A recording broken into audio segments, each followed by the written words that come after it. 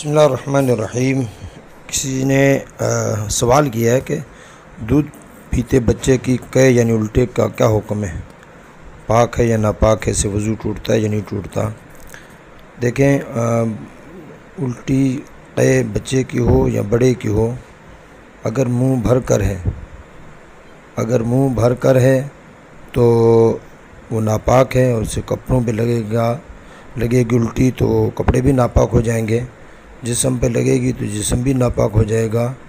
اور اگر کپڑے پہ الٹی لگی ہے اور اس کو دھویا نہیں ہے، جو کہ 1 درہم سے زیادہ ہو، تو پھر اس سے نماز اس میں نہیں ہوگی۔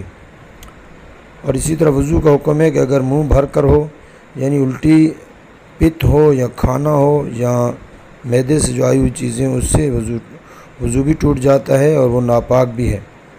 البتہ بچہ جو دودھ پی رہا ہے، دودھ پیتے ہوئے جو معدے میں گئے بغیر وہ منہ سے نکال دیتا ہے تو وہ ناپاک نہیں ہے، اور وہ اگر کپڑوں پہ لگے تو وہ کپڑے بھی پاک ہیں، اور اس سے جو ہے وہ نماز ہو جائے گی۔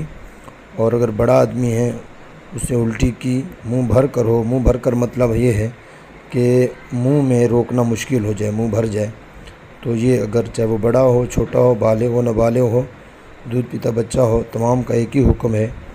اور وہ جو ہے ناپاک ہے، اگر معدے سے آئے تو ناپاک ہے، اور اگر جو ہے معدے سے نہ ہو تو پھر پاک ہے۔ اور پاک سے مراد یہ ہے کہ اس سے جو ہے وضو نہیں ٹوٹے گا بڑے آدمی کو، اور کپڑوں پہ لگیں گی تو کپڑے بھی ناپاک نہیں ہوں گے۔